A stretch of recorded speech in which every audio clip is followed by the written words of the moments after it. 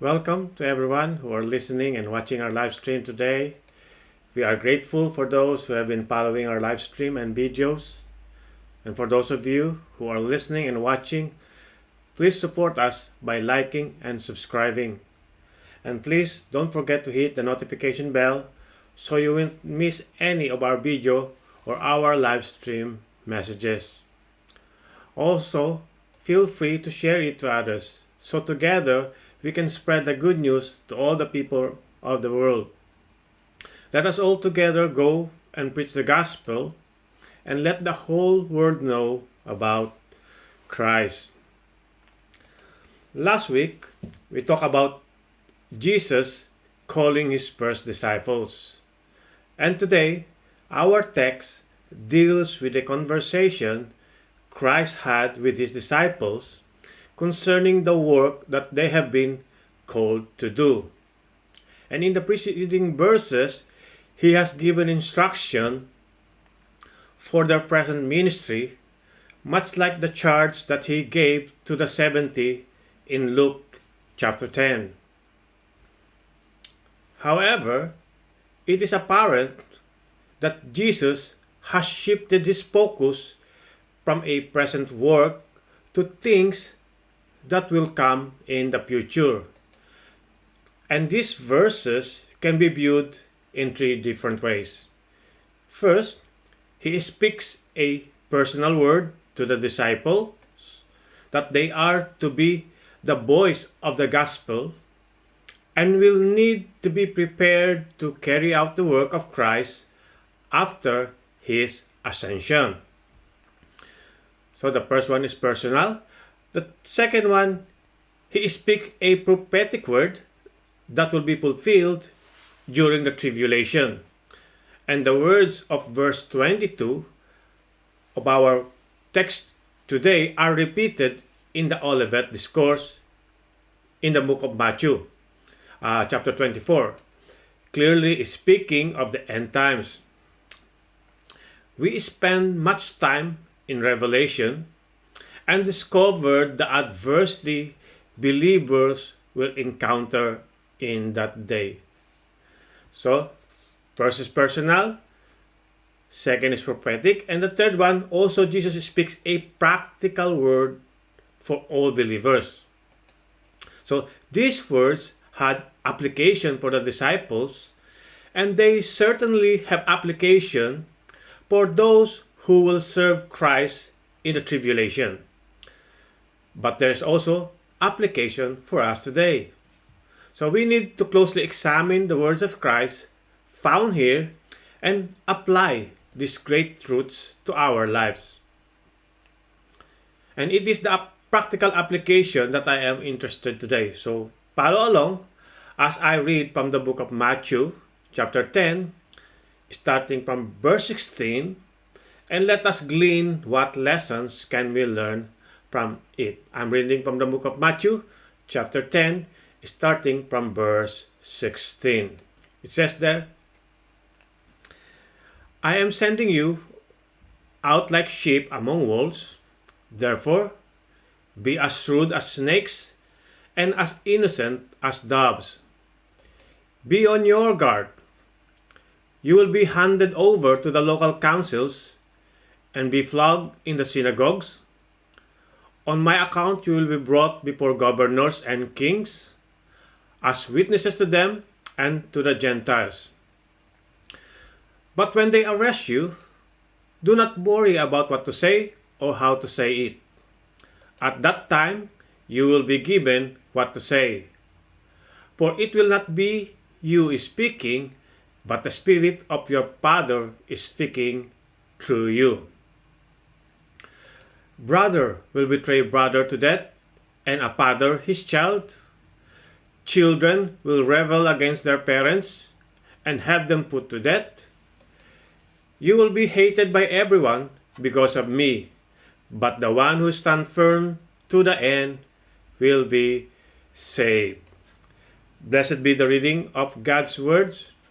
So this afternoon, our message is entitled Sheep Among Wolves. Sheep among wolves. So all who go out to spread the gospel message are always going out as sheep. And Jesus' disciples know one thing for certain: love for Christ and love for others is the whole and complete motivation for what they do. People that are motivated by love are harmless to others. They cannot be offensive. They must treat those they go to with care and compassion. And even without bringing the gospel message with you, someone who goes into the world motivated by love is easy prey for those looking for easy targets. When you add to your motivation the gospel message of Christ, there are many who will stop at nothing to cause you to fail at what you want to do. And Jesus knows that the world is cruel, cold, and dangerous. You will be a sheep among wolves because you are going out in a spirit of love, compassion, and mercy into a world that sees those traits as signs of weakness. So Jesus says to be wise as serpents and harmless as doves. So serpents are known to be cautious when danger approaches. They are swift to retreat. And Jesus says that we must go out as he would go out. Harmless, but full of caution. Watching every step, prepared to retreat swiftly if we are threatened. So I want to examine these truths as we consider the thought, sheep among wolves. So the first lesson I want you to learn is that as a disciple, we have an obligation. So we call this a day of obligation. So in these verses, Jesus points out several areas in which all believers are obligated. So we share obligation concerning our commission. Remember, in verse 16 of Matthew 10, it says that I am sending you like sheep among wolves. Yeah? So Jesus reveals or telling us that he is sending his followers out. So this was a relevant command for the disciples, as well as all who would come to know Christ. So every born-again believer has been commissioned of Christ to share the gospel. And we have been sent forth as ambassador of the King. And I realize many choose to deny their obligation to the Great Commission, but that doesn't change our obligation. If you are a child of God, you are responsible to go forth and be witness for Christ. It is good that we are faithful attending church or attending the house of God. But that is not all we have been called to do. Because we have not been commissioned to keep the treasure of the glorious gospel locked up in our church or in a stained glass prison. We are called to go forth and spread the gospel, spread the good news. And not only that, it also talks about character. So here, also in verse 16, Jesus deals with the character of those who follow and represent him. He reveals very different and yet very distinct characteristics of the believer. He said that we are to be wise as serpents, and we are to live among the world quietly and cautiously, always with wisdom. We are to be vigilant in sensing danger, yet quick to avoid adversity. And there are times when we must stand our ground and defend the faith.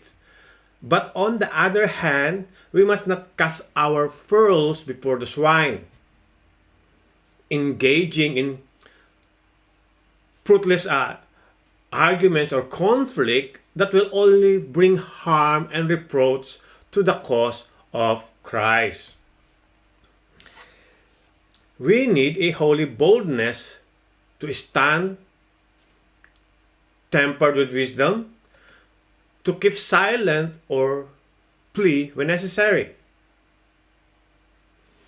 Remaining silent and avoiding conflict are not always signs of weakness, but often a sign of wisdom. As the book of Ephesians says in chapter 5, starting from verse 15, it says that to be very careful then how you live, not as unwise, but as wise, making the most of every opportunity because the days are evil. So it says there, therefore do not be foolish, but understand what the Lord's will is. So we are also to be harmless as doves. And doves are a symbol of peace and purity. They represent a humble nature, and we are to possess that harmless, gentle nature. And much damage has been done to the testimony of the church because professing Christians have not possessed a gentle character or gentle nature or character. As the book of Philippians says in chapter 2 verse 15, it says that so that you may become blameless and pure, children of God, without fault in a warped and crooked generation. And then you will shine among them like stars in the skies. So the question is,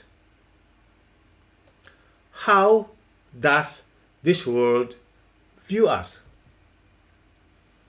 So how does this world see us as a Christian, as a believer? What kind of testimony does our character reveal? We must be vigilant and stand for truth, but it must be done with a heart of love and tenderness. So there's commission, character, and then there's our commitment. We have an obligation to our commitment. As the verse 22 says of our scripture, it says there that you will be hated by everyone because of me, but the one who stands firm to the end will be saved. So Jesus reveals the Christian life will not be without persecution. During his time, he dealt with much adversity, and so shall we. But we must endure the hardships of life. We must determine in our hearts to endure till the end. And don't misunderstand the text, because Jesus is not implying that we must work and endure to secure our salvation. But he is emphasizing that we must remain faithful to the call. The redeemed have an obligation to stand firm even during difficult times. There is a defined need for committed Christians in our day. So the question is, what would it take for you to give up serving the Lord? What would it take for you to give up serving the Lord? We face very little intense persecution, and yet many have abandoned their faith. Many serve the Lord when they are in need, but when things are going well, they see no need for Him. And Jesus declared that we are obligated to endure until the end. James chapter 1 says, "Blessed is the one who perseveres under trial, Because having stood the test, that person will receive the crown of life that the Lord has promised to those who love Him. So the question is, are you committed to serving the Lord? Are you committed to serving the Lord? Because He was committed to Calvary for us. Surely we can faithfully serve Him. And Satan will see to it that trouble comes. But we must remain faithful in every situation. So the first one is a day of obligation. The second one is there will be a day of opposition. Yeah. All generations of believers have lived in a day of opposition. Some have experienced persecution and opposition on a higher level. But the adversary will see to it that the work of Christ is opposed. And Jesus confirmed this in verse 16. He says that sheep are vulnerable to attack from wolves in the absence of the shepherd. So it is important that we stay close to the Lord as we live in this day of opposition. And also, from the scripture, Jesus reveals the sources of this opposition. It will come from first, organized religion. Remember what verse 17 says? It says, be on your guard. You will be handed over to the local councils and be flogged in the synagogues. So, he warns that religious circles will bring intense opposition to the truth. If you recall, the Pharisees brought much opposition to Jesus. So the majority of his problems came from religious people. And as the apostles preached the gospel, they faced great opposition from the religious establishment. And throughout the history of the church, opposition abounded from those who held religious traditions higher than the truth of Jesus Christ. Yeah. And we continue to see this in our day. There is an abundance of religious practice in the modern world, but little truth being shared and lived. And the religious circles continually attack those who stand solely upon the Word of God. You might as well look for opposition if you stand upon Jesus being the only means of salvation. Those who preach Jesus, the cross, and repentance are viewed and despised as fanatics. So we must remain committed to the truth regardless of worldly acceptance. The religious realm wants to silence our voice, but we must speak the truth. So not only we get opposition from organized religion, we also get opposition from oppressive rulers. Remember in verse 18 of our text, it says that on my account, you will be brought before governors and kings as witnesses to them and to the Gentiles. So Jesus tells them that the day will come when they will be brought before governors and kings because of their testimony. If you remember, Paul stood before governors and kings defending his faith. And in the last days, a one-world government will be intolerant of Christians. Governmental opposition existed in the past and it will in the future. And we are even seeing that here in UK. There are those in government who want to dictate what we can preach from the pulpit. They want to silence our voice in preaching the truth.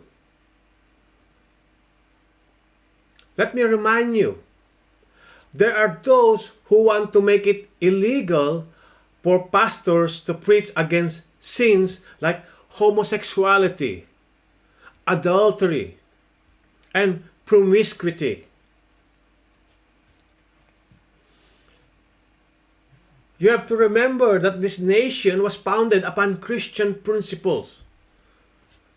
But those very principles have been abandoned and are now under attack by those whom we have elected to govern our land.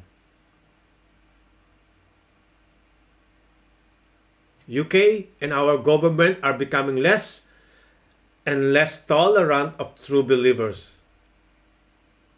And I fear that the days of one nation under God are quickly coming to an end. Yeah. Not only we get opposition from religion, from rulers, but we also get opposition from offensive relatives.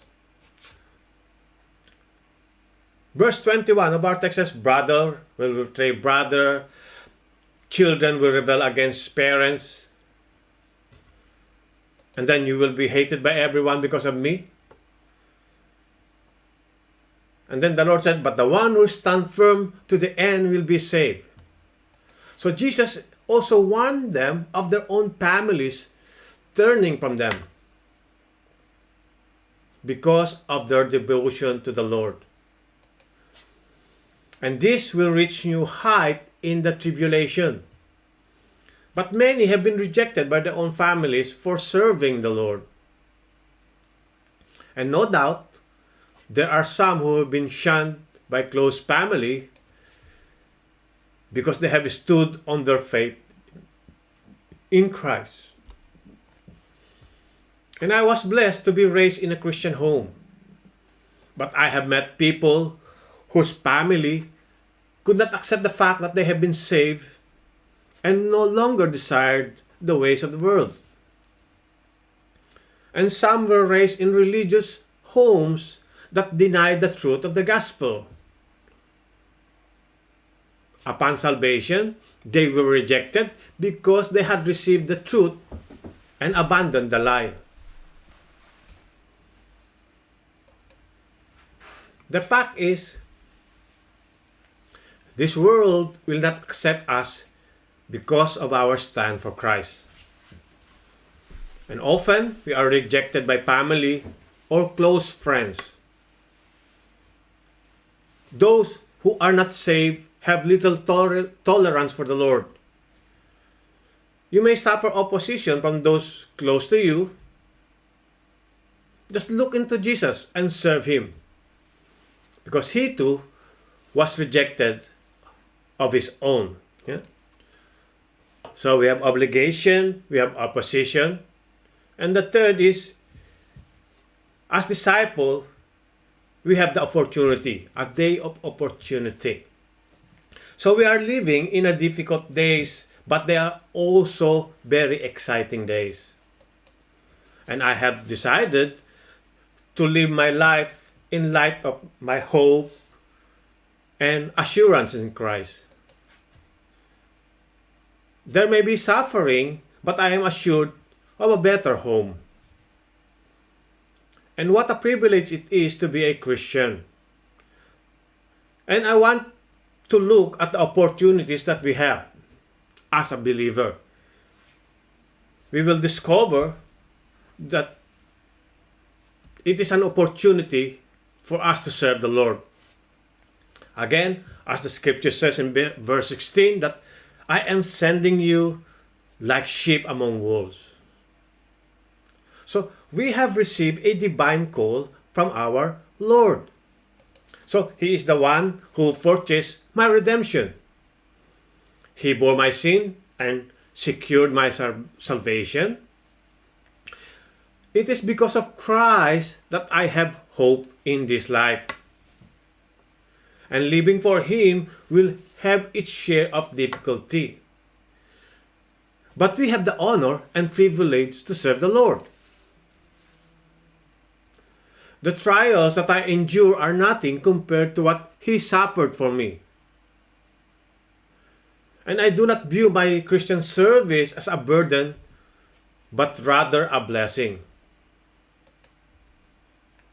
And I am not ashamed to identify with the Holy Lamb of God. I'm not ashamed to be identified as a Christian.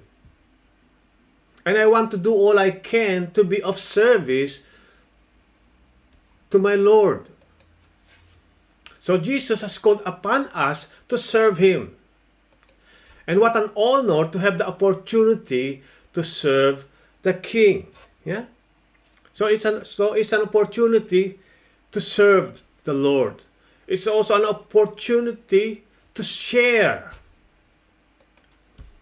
Verse 18 says that on my account you will be brought before governors and kings as witnesses to them and to the Gentiles.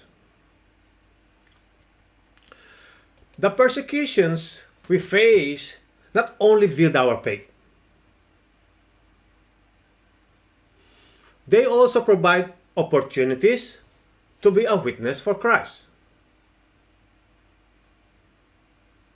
Many believers down through the years have bore witness to a redeeming Savior as they stood before men of authority.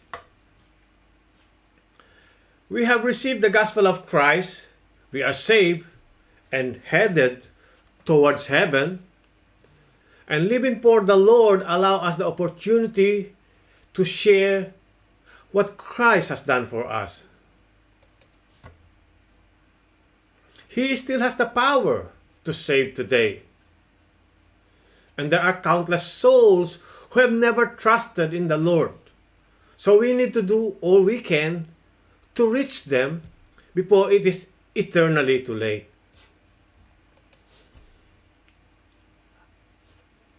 As the book of Matthew chapter 10 verse 27 says, "What I tell you in the dark, speak in the daylight. What is whispered in your ear, proclaim from the roofs." So let us seek every available opportunity to witness. Let us grab every opportunity that will come our way to preach the good news to others. So it is not only an opportunity to serve, it is only not an opportunity to share, but it is also an opportunity to surrender. In verse 19 to 20 of our text, it says, "But when they arrest you, do not worry about what to say or how to say it. Because at that time, you will be given what to say, for it will not be you speaking, but the Spirit of your Father is speaking through you." So here in this text, Jesus offers a special promise to those who will face opposition. He will empower them and provide the very words for them to speak. And in this verse, I see a promise to those who have completely surrendered to the will of God. They are no longer trusting in themselves or their abilities, but solely upon the Lord.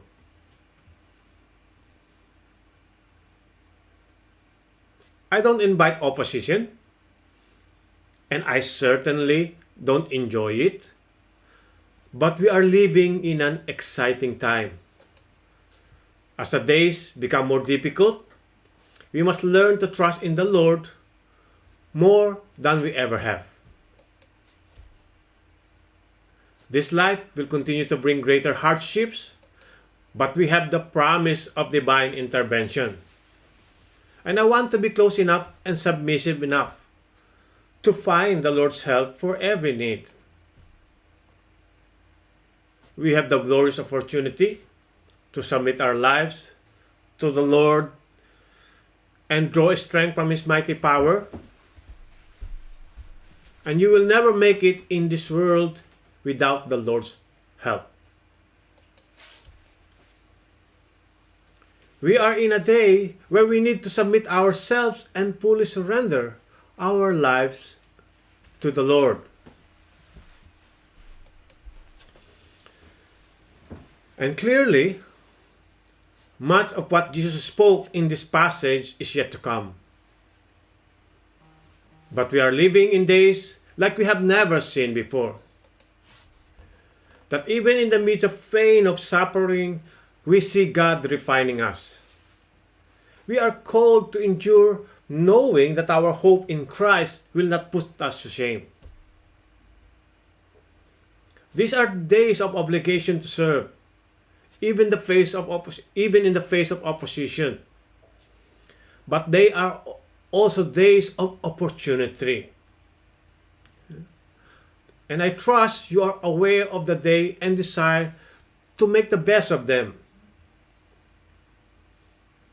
So the question is, are we willing to stand for Jesus and share the gospel with those who need to hear it?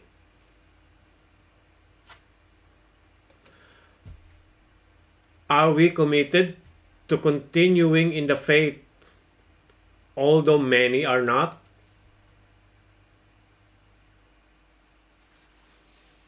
Are there needs in your life today? And are you the witness Christ would have you be?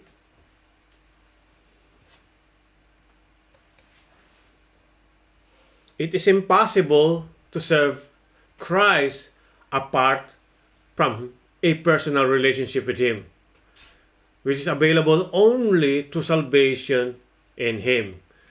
And if you are not saved, so I urge you to respond as the Spirit leads and pray this prayer after me. Dear Lord Jesus, I know that I am a sinner, and I ask for your forgiveness. I believe you died for my sins and rose from the dead. I turn from my sins and invite you to come into my heart and life. I want to trust and follow you as my Lord and Savior. In Jesus' name we pray. Amen.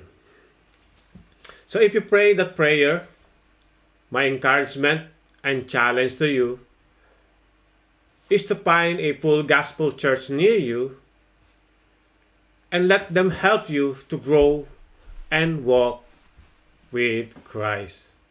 So thank you for watching and listening to our Sunday live stream. And as you go on with your life this week, I declare that the Lord bless you and keep you, that the Lord make His face shine on you and be gracious to you. The Lord turn His face toward you and give you peace. Amen. Thank you for watching and have a blessed Sunday to everyone.